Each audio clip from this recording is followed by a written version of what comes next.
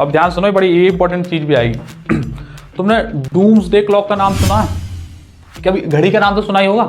ऐसी घड़ियों में एक घड़ी बनाई है जो हमारे यहाँ के जो साइंटिस्ट हैं पूरे दुनिया के, वाशिंगटन डीसी में एक घड़ी बनी है जो न्यूक्लियर रिसर्च के साइंटिस्ट होते हैं, उन्होंने एक घड़ी बनाई है जिसका नाम दिया है डूम्सडे क्लॉक। और इस क्लॉक के अनुसार हमारी दुनिया को बस खत्म होने में अब मात्र 90 सेकंड रह गए हैं। मतलब 90 सेकंड, मतलब अब तुम सोच रहे होंगे 90 सेकंड, अब जैसे मैं बोलूंगा 90 सेकंड कितने हैं, 1 मिनट 30 सेकंड्स में ये दुनिया खत्म हो जाएगी उस क्लॉक के अनुसार। डूम्स का मतलब होता है कयामत आनी, मतलब बुरी काल आने वाला है उसमें, उस घड़ी के अनुसार। अब ये वो वाले 90 सेकंड्स नहीं है जो तुम सोच रहे हो, उस घड़ी का टाइमिंग थोड़ा अलग होता है। अब इस घड़ी को अगर आप देखोगे तो ये 1947 में बनाई थी। ये जब न्यूक्लियर परमाणु शक्तियां यहाँ आने लगी, पूरे हर जगह जगह देशों में बनने लगी, तो वाशिंगटन डीसी के वैज्ञानिकों ने वो घड़ी बनाई। और इस घड़ी के अनुसार जब इस घड़ी में 12 बज जाएंगे तो ये दुनिया पूरी खत्म हो जाएगी, पृथ्वी हमारी पूरी रहने लायक नहीं रहेगी, मतलब बिल्कुल बेकार हो जाएगी। अब इस बात को समझो, 1972 में सिर्फ 12 मिनट थे दुनिया खत्म होने में, वह 1991 में ये डेटा 17 मिनट पे आ गया। मतलब ये समय के अनुसार घटता भी है और बढ़ता भी है।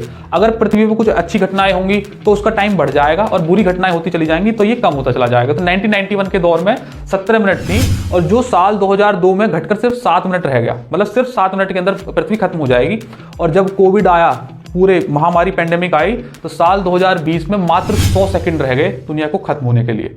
और अभी रिसेंटली कुछ दिन पहले ही एक नई रिपोर्ट आई उन लोगों की, तो साल 2023 में सिर्फ 90 सेकंड के चलते दुनिया खत्म हो जाएगी। तो इसका मतलब यह है कि अभी की जो प्रेजेंट स्थिति है ना, बहुत बहुत ज़्यादा खराब है। 90 सेकंड मतलब ऑलमोस्ट हम एंड पर ही हैं। और इस घड़ी के अनुसार 1991 का दौर सबसे ज़्यादा अच्छा था, जब 17 मिनट्स थी।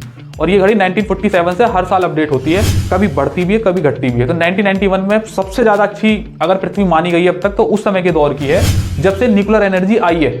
न्यूक्लियर एनर्जी पहले थी वो अलग, जब से रिसर्च होने लगी, जगह जगह परीक्षण होने लगे, उनके बाद से 1991 के दौर का जो टाइम था सबसे अच्छा है।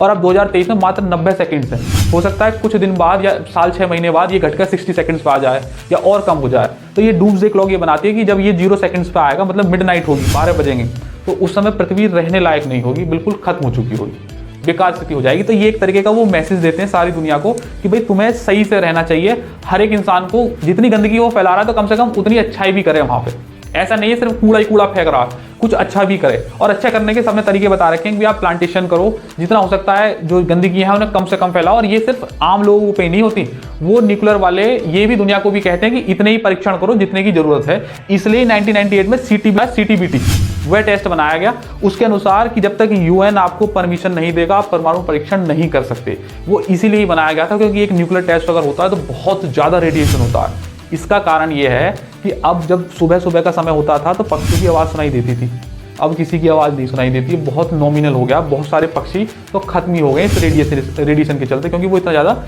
सहन कर ही नहीं पा रहे हैं। तो ये एक तरीके का मैसेज देती है डूम्सडे क्लॉक कि आपको पृथ्वी के लिए थोड़ा सा सिंसियर होना चाहिए, थोड़ा सा कॉन्शियस हो जाना चाहिए। और भाई देखो, खत्म होंगे तो सारे ही खत्म होंगे, एक तो होगा नहीं। गलती अगर एक ने की है तो उसके परिणाम बहुत सारे लोग भुगतेंगे। मान लीजिएगा कोविड का जिस किसी भी देश ने फैलाया सही या किसी देश से भी आया सही, गलती किसी एक देश की थी ना, पता नहीं कितने घरों ने उस गलती का भुगतान किया, जिसका उनसे लेना देना भी नहीं है, उन्होंने भी अपनी जिंदगी से हाथ धो बैठे। तो ध्यान में रखो कि सिर्फ गलती तुम्हारे होने से नहीं होगा, कोई और भी गलती कर रहा है ना तो उसे भी रोकना पड़ेगा कि भाई आप ये जो कर रहे हैं वो सही नहीं है, इससे हमें भी नुकसान होगा। तो ये डूम्सडे क्लॉक ये मैसेज देती है सारी दुनिया को कि भाई हमें अब सचेत हो जाना चाहिए, वरना हम ऑलमोस्ट एंड पर ही हैं। आज तो 2 साल पहले कोविड आया था, कल को कोई और बीमारी हो जाएगी, फिर एक साथ बल्क में लोग चले जाएंगे, फिर और कुछ दिन बाद कुछ और बीमारी हो जाएगी, फिर बल्क में लोग चले जाएंगे। और ऐसे करते करते और उसका टाइम 0 हो जाएगा, मिडनाइट हो जाएगी, दुनिया खत्म हो जाएगी, दुनिया रहने लायक नहीं रहेगी, पृथ्वी बिल्कुल खराब हो चुकी हुई। तो थोड़ा सा इसके लिए आप सचेत रहिएगा। ये डूम्सडे के क्लॉक के बारे में थोड़ी सी जानकारी थी, ठीक है ना।